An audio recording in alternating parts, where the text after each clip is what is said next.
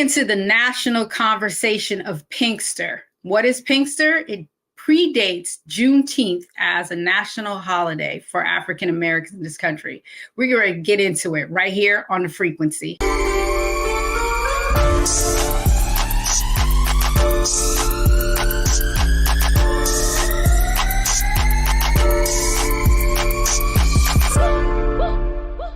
Welcome to another great conversation on The Frequency. I'm your host, Dee Barnes. Thank you guys for tuning in. Okay, my guest today, this woman is incredible. She is a cultural activist working with Transart, and she helped create the national conversation for Pinkster. Pinkster predates Juneteenth.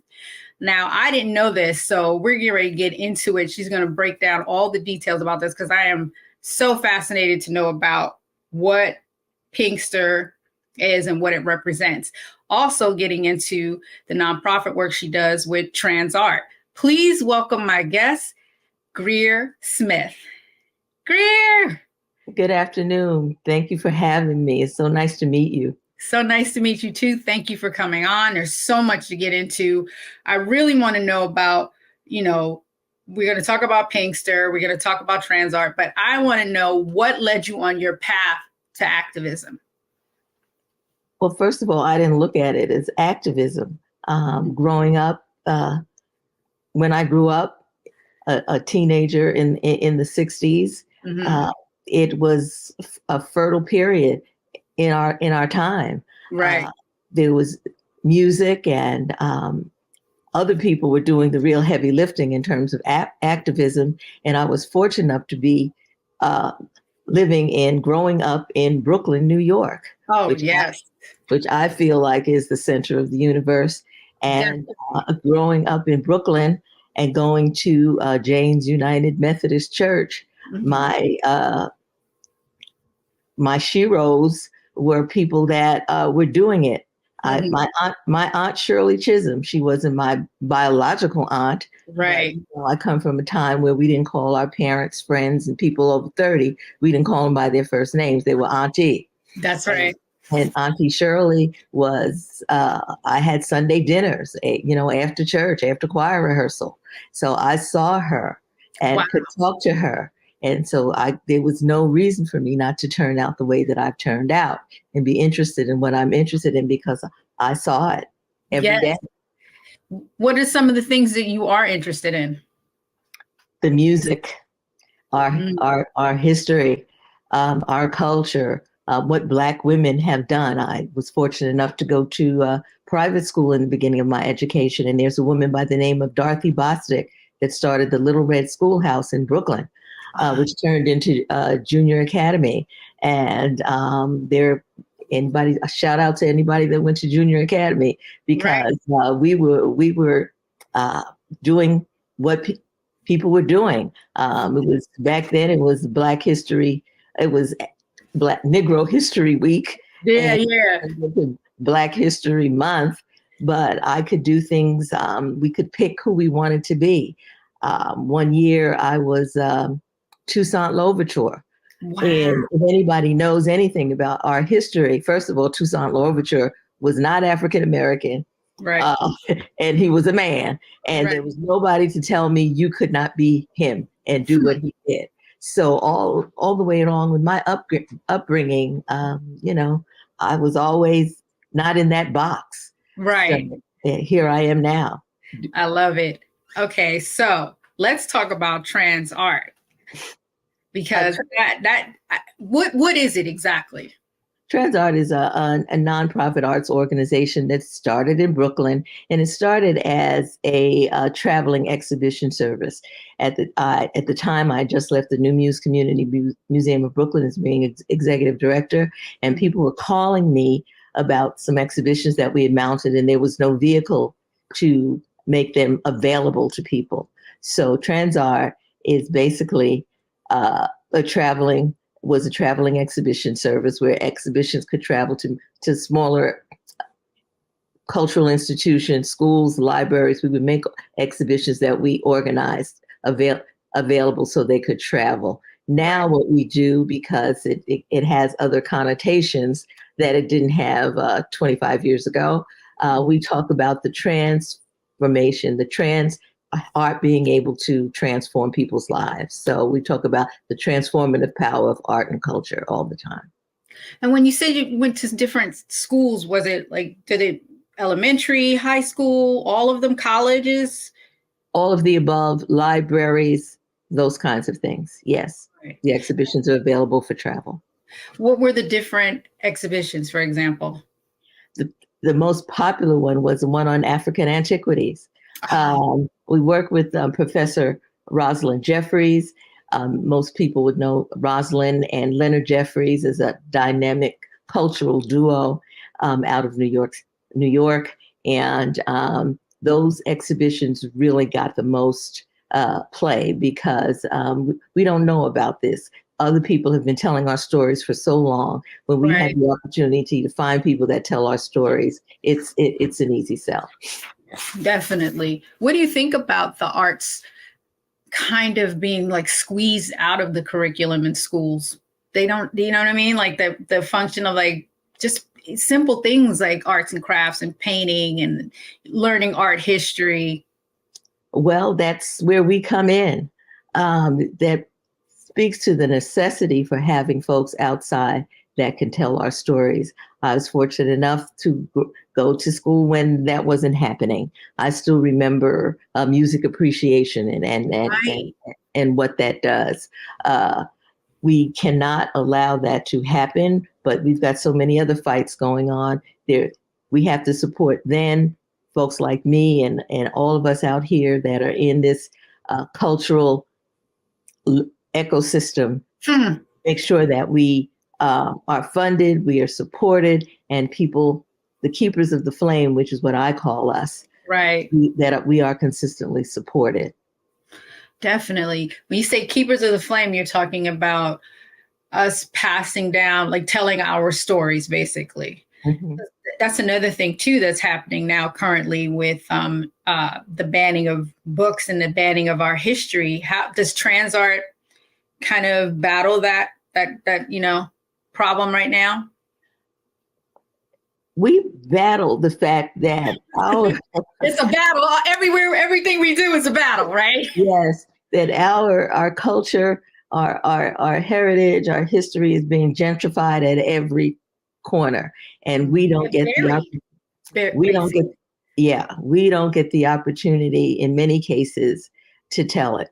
When we look at large metropolitan cities, there are more places and spaces for people to occupy and do things. We've got some big things going on, particularly in Brooklyn now. The Brooklyn Museum of Art just finished with an African fashion exhibition, and they've got the Spike Lee exhibit up now.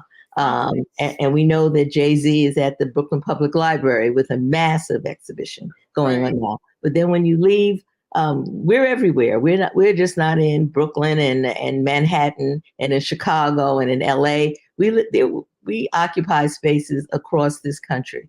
And I sit in a space now where it's essential that I have the ability to tell our stories, particularly when so much of our history has happened where I am. Wow. Well, thank you for your work that you do. It's incredible. We're going to take a quick break, and then I want to get back into the music because you do some things with music too. So we'll be back right here on The Frequency.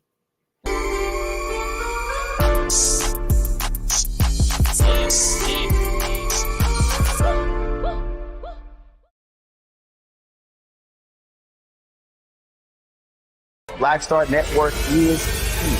Oh, no punch! It's a real revolutionary right now. Thank you for being the voice of Black America. All momentum we have now, we have to keep this going. The video looks phenomenal. See, this difference between Black Star Network and Black-owned media and something like CNN. You can't be Black-owned media and be scared. It's time to be smart. Bring your eyeballs home. You dig? Hatred on the streets, a horrific scene, a white nationalist rally that descended into deadly violence. White people are losing their minds. As an angry pro-Trump mob storms the U.S. Capitol, we see We're about to see the rise of what I call white minority resistance. We have seen white folks in this country who simply cannot tolerate black folks voting. I think what we're seeing is the inevitable result of violent denial. This is part of American history. Every time that people of color have made progress, whether real or symbolic, there has been what Carol Anderson at Emory University calls white rage as a backlash. This is the rise of the Proud Boys and the Boogaloo Boys. America, there's going to be more of this. There's all the Proud Boys, guys. This country is getting increasingly racist in its behaviors and its attitudes because of the fear of white people. The fear that they're taking our jobs, they're taking our resources, they're taking our women. This is white fear.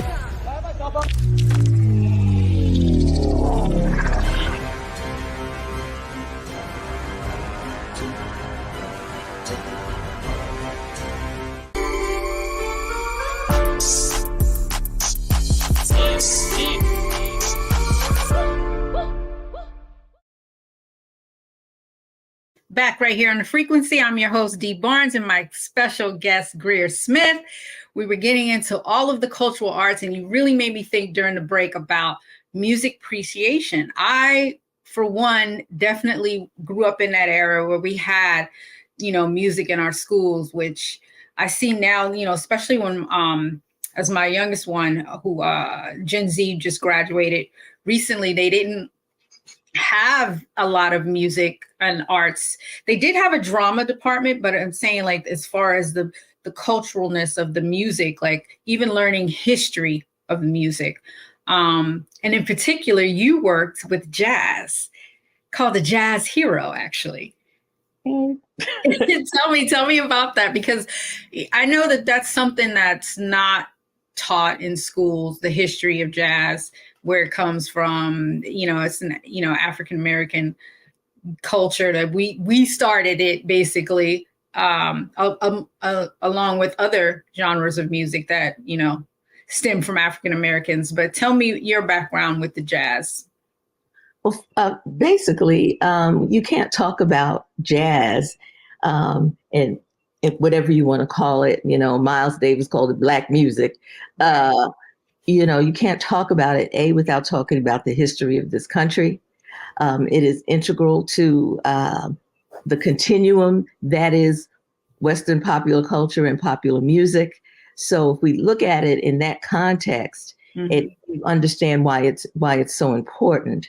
My being attached to it is because, again, growing up in Brooklyn, it was all around me, but also my aunts and my uncles.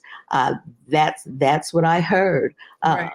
Aretha Franklin's first album on Atlantic was basically jazz, and many people don't know that. And I think jazz, and there's a big debate now among musicians. Jazz catches a bad rap because they think it's head music, and you have to be in a smoke-filled room in the bottom of a club. No, that's not it. And we've been able Hollywood version of it. Yes. And we've been able to, my team and I've been able to present it now for 23 years. There are not a lot of Black people that are presenters, and there are not a lot of Black women that are presenters. And I stand with them and the struggle that we have, because it's the gentrification of our culture is real. It really is. When you say your team, is this part of Transart? Yes. Transart is an arts organization. One of our programs, just like Pinkster, is Jazz in the Valley. It started in Ahmad Jamal, the late great icon, jazz master. Ahmad Jamal lived in this area, and because I don't know any better, I just walk up and ask people things. So I trust. Like, no guess, no glory. You got to be brave. And you were just talking about that. Only thing you can say is no. That's all you can say is no. Right. And I walk up to Amal. Yes, because he was a Muslim, and one of my friends went to the same masjid, and I did, I was introduced. He didn't know I was going to go all the way live, but after hello, I was right in there. So, and he said yes. And the first concert that we did was an afternoon of music and jazz with music and art, with Ahmad Jamal, and that was in 2000. And we've been rolling ever since. And I've got to say that the jazz musicians themselves, I could not have lasted all of this time without their consciousness, without their appreciation, without them being really pleased that a sister is out there doing this. And I've been fortunate enough to have Ron Carter, Randy Weston, Hugh Masekela, and on and on and on. And that was something. That was a day. Oh my God, it's history right there. Look at that. I'm looking at that. Okay. Who else? Who else have you had? Oh, now you're gonna make me look. You know what? You made me think of it's wild. During a college course that I took, I remember we had an assignment to see, and it was so weird that she was there, Sarah Vaughan. Yeah.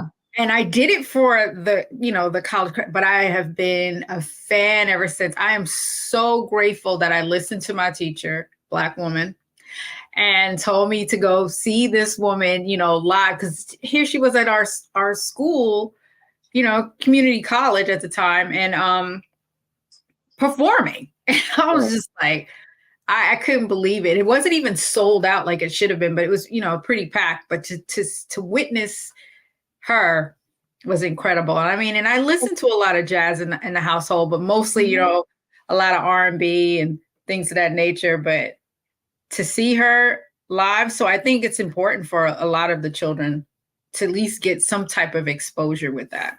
Absolutely. And we've been fortunate enough to be able to bring some of the musicians into the public schools in this area in the Hudson Valley. And when people walk up to me after and say, Miss Smith, that's jazz. I didn't know that was jazz. I like that. You can't, good music is good music, no matter what you call it. And it's done right. And jazz in particular is about feeling. Right. It was meant to be acoustic, and it was meant to be felt. And when you put it in those kinds of environments, it does what it's supposed to do. Who are we looking at right there? That's Miss Sharonay Wade. She won the Sarah Vaughan vocalist contest back in the early aughts. Yes. Wow. Yeah. That's wild that I just brought up Sarah Vaughan. I didn't even think about that. That's amazing. Okay, I have to ask, since my background is hip hop. What do you think about the music today with the kids, and hip hop in particular, from where it started? Because I know your roots was in Brooklyn, to what's presented now in rap music. Well, the unfortunate thing is, like everything else, when there's money involved, when there's a lot of money on the table, our stuff gets co-opted. And how it started and where it has landed leaves a lot to be desired. Wow. And we know in the beginning, we had Roy Ayers at Jazz in the Valley. And, Roy Ayers has been sampled all throughout the beginning of hip hop. All throughout the beginning, yeah. Folks, and folks don't know that. But the other piece of it is hip hop started out, it was intelligent. When you look at Nas and of course Nas's dad, I've known, we need to talk about him at the next show about Oludara, but and folks like that, you can hear the lyricism, you can hear.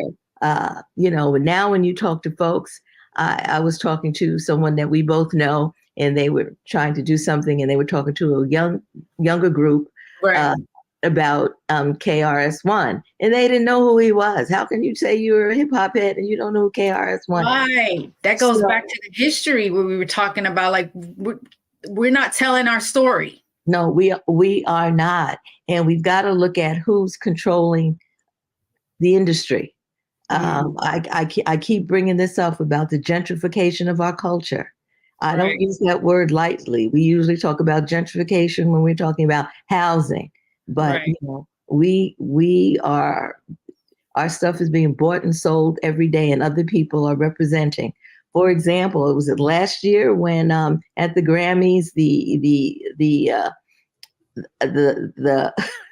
the group from it's not the reggae group that won, you know, was from Australia or something. And that's right. I totally forgot about that.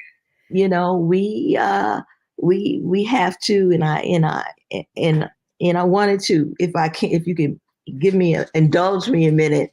Right. Our great poet, because we're talking about hip hop, Langston Hughes. Mm-hmm. He did a poem on it's called The Note on Commercial Theater, and he said, "You've taken my blues and gone. You sing them on Broadway, and you sing them in Hollywood Bowl, and you mix them up with symphonies, and you fixed them so they don't sound like me. Mm-hmm. Yet you done taken my blues and gone.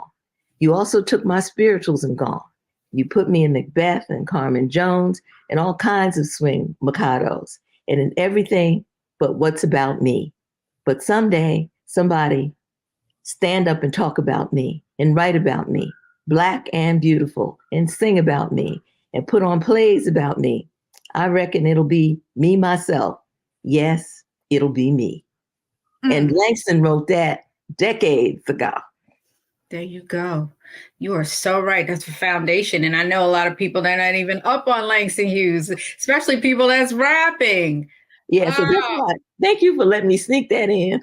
No, I'm glad you snuck that in. That's perfect. You made me think about, and I like Langston Hughes too, but I didn't even think about him as far as hip hop and the poetry in itself. I mean, that's how I got into hip hop. That's how I got into rap, but reading poetry and seeing, you know, you just made me think about a lot. Okay, listen, we're going to take a quick break. When we come back, you just made me think about all of the you know, African Americans and the culture that we have birthed and created here in you know, in America. And we have to talk about Pinkster. So when we come back, we're going to get into that right here on The Frequency.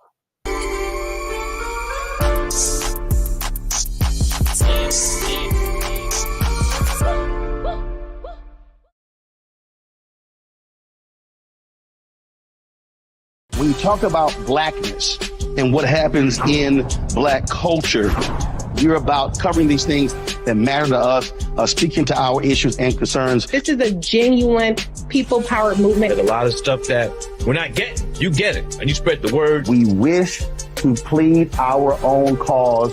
Too long have others spoken for us. We cannot tell our own story if we can't pay for it. This is about covering us. Invest in Black-owned media. Your dollars matter. We don't have to keep asking them to cover our stuff. So please support us in what we do, folks.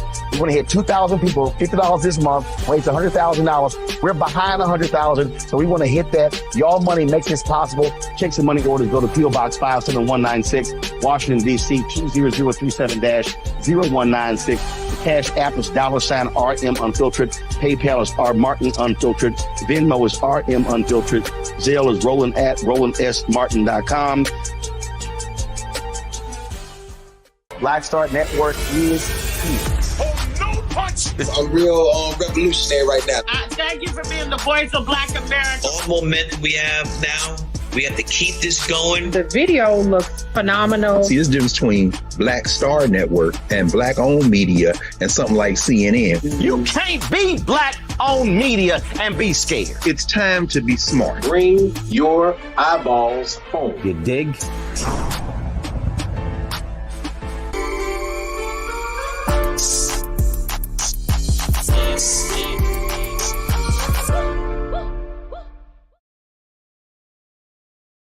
Welcome back to The Frequency with my guest, Greer Smith, and we're talking about now Pinkster. If you haven't heard, Pinkster predated Juneteenth as a national holiday celebrated by African Americans in this country. So bringing back my guest, Ms. Greer Smith. Thank you, sister, for coming on today and breaking this down. This really just really made me like, feel ashamed because I didn't know. And it angered me too, because our history, like you were saying earlier, has been so co-opted and watered down and now buried. I did not know this until I did a little research when I first heard it.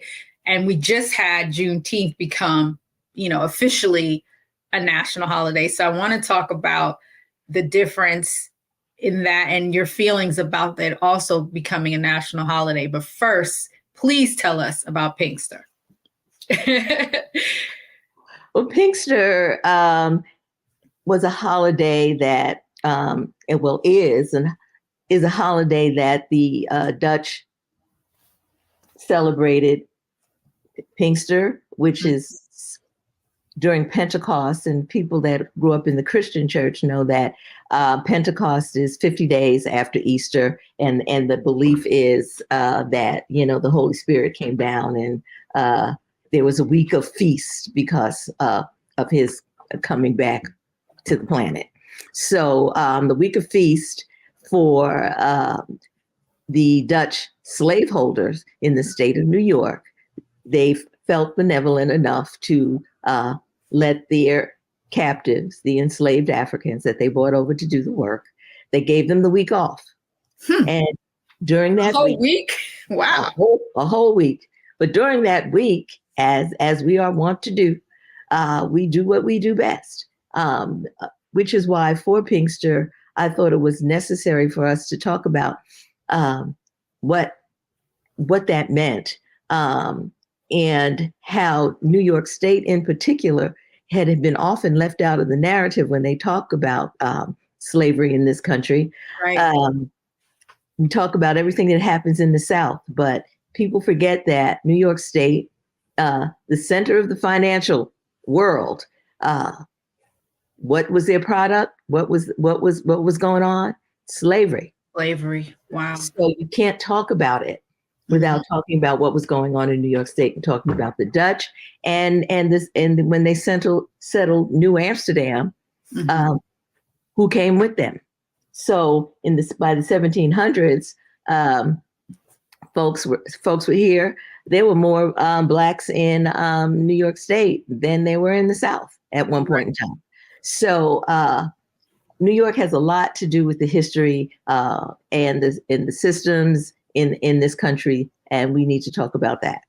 So me living here now in the Mid-Hudson Valley, I thought it was necessary to talk about, in terms of the culture, what that was. Right. And I'd like to take credit for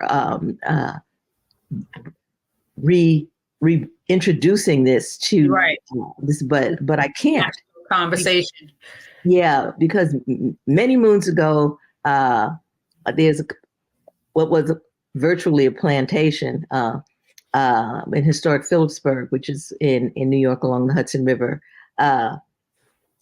Pearl Primus and Chief Hawthorne Bay were practitioners of African dance and music, and they worked with them in celebrating and talking about Pinkster and what the African presence meant to the development of this country. So I then, and hopefully your audience knows about Pearl Primus, choreographer, anthropologist, who really introduced African dance in all of its beauty to this country and made people understand that it was worthy of further study because of what it was. Right. Chief Hawthorne Bay,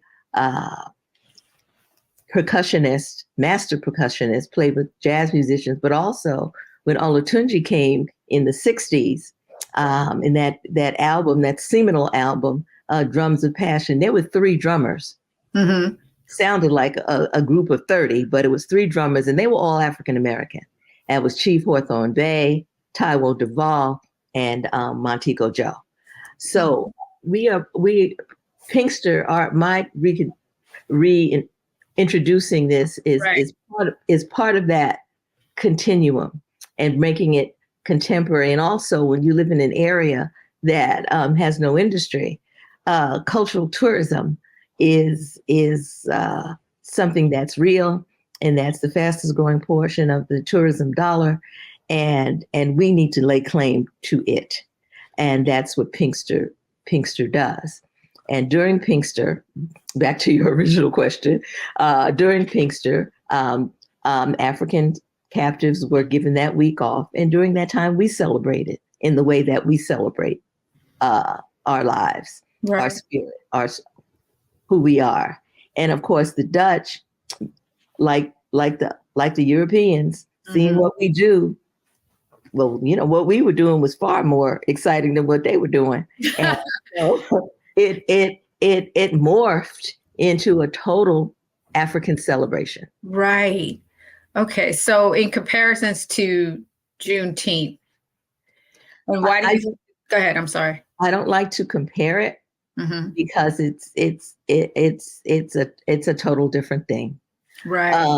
I just personally would have liked to see this country give us the George Floyd Policing Act and the John Lewis Act, the way they gave us this holiday. Yeah. You're absolutely right. That infuriates me so much. We always get trinkets. I call it a sugar cookie. Distractions from the actual things that we need instead of justice. We get parties. But Pinkster not only celebrates us as a culture, but it also celebrates Sojourner Truth. How so? Because Sojourner Truth, symbol of the Black warrior woman spirit that has moved us as a culture, as a country forward, and in no small measure, her being a suffragette, showing by example what it takes to live under the systems that brought us, our ancestors, here. She could not be celebrated enough, and Pinkster was something that she enjoyed, and it's documented, and she talked about it. She was an excellent dancer. Right. So I wanted us to reclaim her, because Europeans had pretty much fetishized her, and I thought it was necessary for us to understand who she was as a woman, where she came from. Even though she was born here, her parents were not. Right. So she was exposed to those elements of our culture through her parents. Even though separated from them, she got them. We know from the excellent work that is being done by Margaret Washington, Dr. Margaret Washington. I use her book, Sojourner Truth America, as the Bible about her. We know. Wait, say the book again. Sojourner Truth America. That's the name of the book, and it's by Margaret Washington, PhD. Okay, because I'm gonna be on it. I want the audience to be. They better be right. I want you to, and we know that. And until we started talking about it, nobody paid attention. We know that Sojourner Truth's father was Ghanaian, and we know that her mother was from Congo, Upper Congo, which now is Angola. So they brought those systems and practices and all the cultural history with them. And so she was exposed to that. So what we do during Pinkster is talk about those things that have become basically Western popular culture. When you talk about polyrhythms, food, all of that, we talk about that during Pinkster. What we also do is look at the fact that New York State and this Hudson Valley in particular fed the triangle slave trade, which people don't understand. No, because go ahead. The wheat, the corn, all of that came from here. Right. We are also happy that we have with us on our team for this Chief Baba Neal Clark, who is in himself a history of the African drum. He, for 20 years, was Harry Belafonte's percussionist, and then on to play with the late great Randy Weston, jazz icon, and at one of the African rhythms was Neal Clark, and he is our king, our Pinkster king, and has assembled a troupe of individuals that can tell that story. But we know, because to make it, understandable for our young people, we bring in the rest of the story. That's why our tag is joy is an act of resistance, because our joy, which has never been able to been taken from us, and we exhibit our joy through our dance, through our song, through our food, right? Through the way we. They try to suppress it during slavery. They tried to suppress that. Well, the drum, they took the drum away. Yes, they did. Right. Yes, they did. During the Stono Rebellion, they took the drum because that is the fuel that makes us not just survive but thrive. Right. But thrive. Joy is the act of resistance. I love that. Is there a particular book on Pinkster? There are several. And there's a Dutch book, and at the next break I will tell you what that is. Definitely. But I like Margaret because it's centered around Sojourner. Sojourner, yeah. So I'm definitely. I hope the audience is picking up the notes on this. We definitely gonna get into that. Okay, we're gonna take a quick break. And when we come back, we're going to talk about what you're up to now and the cultural things that, we should be paying attention to during this time, right here on the Frequency in the Black Star Network.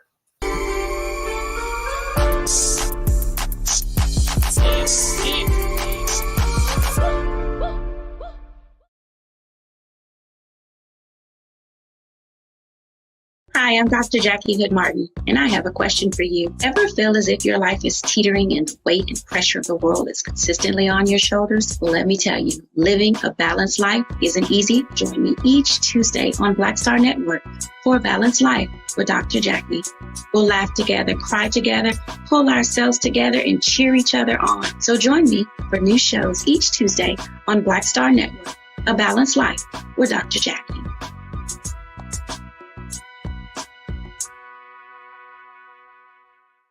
When you talk about blackness and what happens in Black culture, we're about covering these things that matter to us, speaking to our issues and concerns. This is a genuine people-powered movement. There's a lot of stuff that we're not getting. You get it, and you spread the word. We wish to plead our own cause. Too long have others spoken for us. We cannot tell our own story if we can't pay for it. This is about covering us. Invest in Black-owned media. Your dollars matter. We don't have to keep asking them to cover our stuff. So please support us in what we do, folks. We want to hit 2,000 people, $50 this month, raise $100,000. We're behind 100,000, so we want to hit that. Y'all money makes this possible. Check some money orders. Go to P.O. Box 57196, Washington, D.C. 20037-0196. The Cash App is $RM Unfiltered. PayPal is R Martin Unfiltered. Venmo is RM Unfiltered. Zelle is Roland at RolandSMartin.com.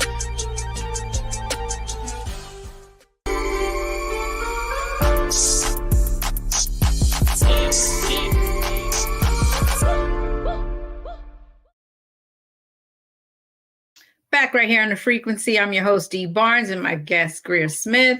We were just talking about Pinkster, Miss Greer Smith, or I'm trying not to call you Miss Smith, but Greer, come on and join us. Something that you made me think about earlier, we were talking, and heavily talking about Pinkster and Sojourner Truth. Everything seems to rely on Black women in particular, doing the heavy lifting. And you know that phrase, we're not your mule.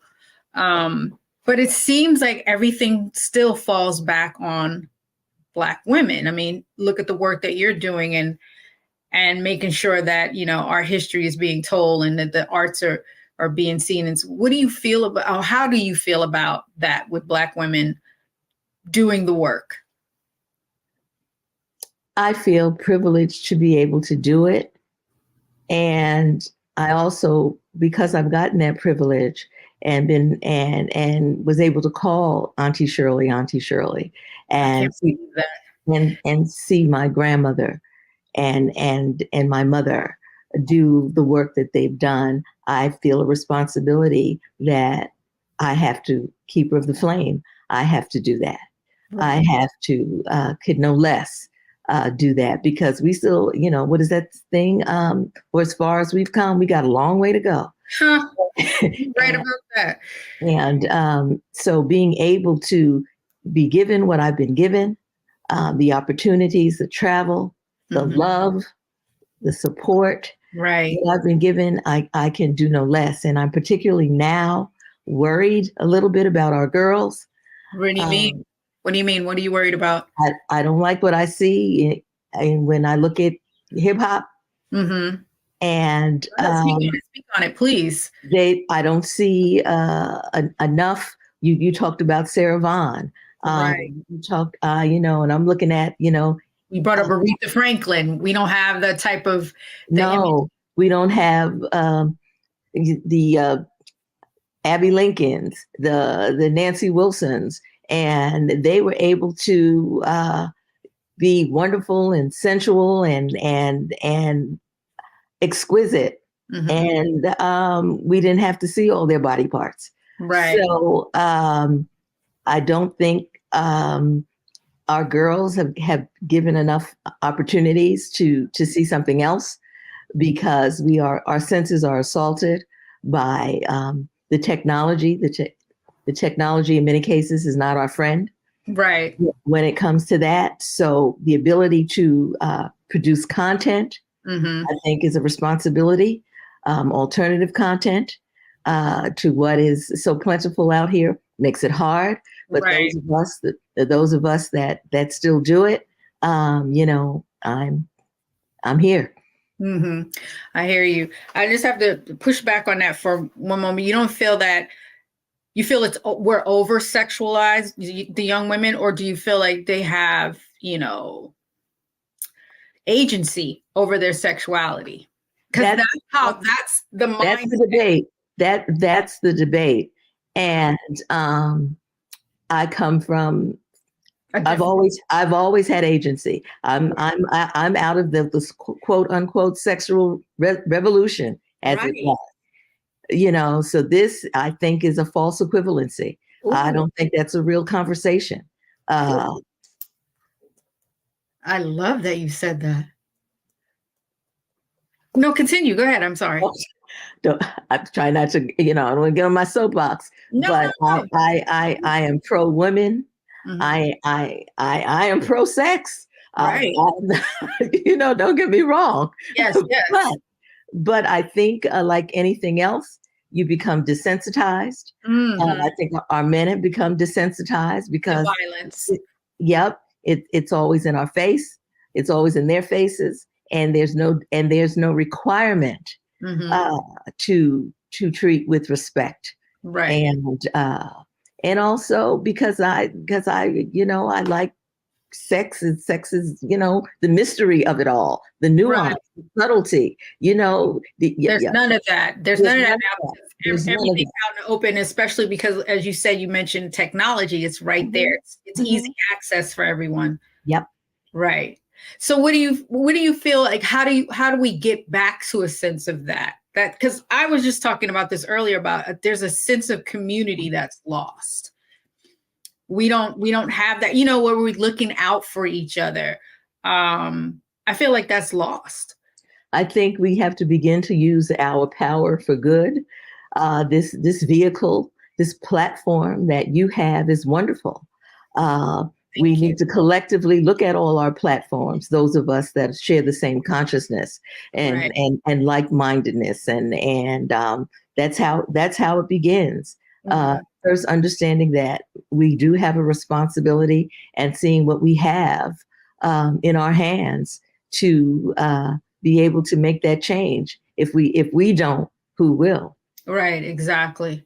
I agree with you. Okay. Yes. You've given me a lot to think about, and you've definitely given the audience a lot to think about.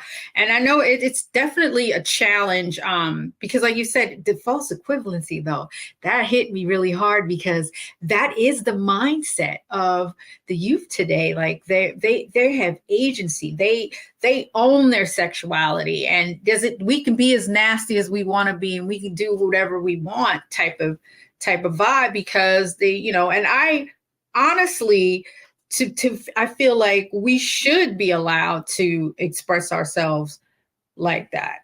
We should be allowed to present ourselves and own that. But I understand your point that it shouldn't be the only thing we see. And that's what happens because we don't own anything. I was just going to go there. And money. We're not controlling the narrative. No, we do not. Of our culture. Exactly. We are being gentrified all over the place, and we do not own ourselves. We need to support Black Star Network. Exactly. And people like that. We don't have that. If we got to follow the money. When you follow the money and you see where it ultimately is, that's how you know who we see every day, who works. I can think of people whose names I don't know, who have, talent is questionable. And I think about some young sister sitting in Oakland, California, sitting in Brooklyn, New York, sitting in North Carolina, who can really sing, right? And can't get a shot because they're not looking a certain way or saying or something. And that still exists. And those of us that are part of this cultural ecosystem, that have budgets that are under $1 million, we're working really hard. Right. To counter that message. Absolutely. To counter that message. That's what we need. We need more of it. We need to flood. We need to change the narrative. We need to change the frequency. Because everything right now is low vibrational. So we need to raise conversation. Yes. I mean, we should be able to do a lot of things. We should be able to walk in Central Park in the middle of the night, but we can't. We can't. No. And you mean that from being an African American, or you mean that from being a woman? Because being a woman. Being a woman, forget about the Black part, but just being, you can't do some things because the society does not let that happen. When we get to a place where there's no confusion about who we are as women, as people, and our rightful place on the throne, we throw this queendom thing around all the time, but the throne is not there for us. Right. You said we throw this queendom thing around. What do you mean? Yes. Queen. Queen this, queen that, and it's not happening. It's not happening. We're not acting like it. We're not being treated like it. We're not being protected. No. I mean, I wore Malcolm today because I was thinking about it. The most, unprotected, neglected, disrespected African American women, Black women in particular. And we are still saving the nation at every turn. At every turn, and saving ourselves in the process. We have to. We have to. We have to. All right, you guys, this conversation is getting hot. I love it. I love it. You brought up some great points, and I appreciate you for speaking on that because we need to hear it. And I think, I'm so grateful that, Roland has given us this platform, a Black Star Network, to counter the message and, to counter the narrative and to speak up on it. And I'm so glad you did. I really appreciate you for that. We're going to take a quick break. We'll be back on The Frequency.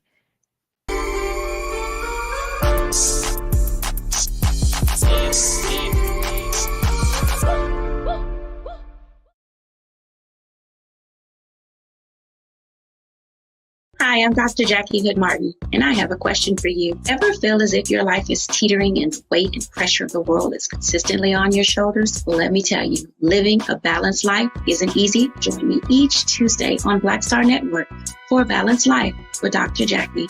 We'll laugh together, cry together, pull ourselves together, and cheer each other on. So join me for new shows each Tuesday on Black Star Network, A Balanced Life with Dr. Jackie.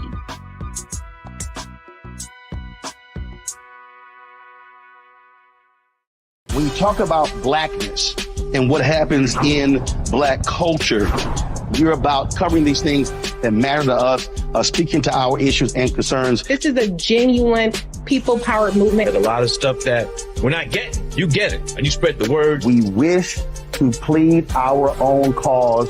Too long have others spoken for us. We cannot tell our own story if we can't pay for it. This is about covering us. Invest in Black-owned media. Your dollars matter. We don't have to keep asking them to cover our stuff. So please support us in what we do, folks. We want to hit 2,000 people, $50 this month, raise $100,000. We're behind $100,000, so we want to hit that. Y'all money makes this possible. Check some money orders. Go to P.O. Box 57196, Washington, D.C. 20037-0196. The Cash App is $RM Unfiltered. PayPal is R Martin Unfiltered. Venmo is RM Unfiltered. Zelle is Roland at RolandSMartin.com.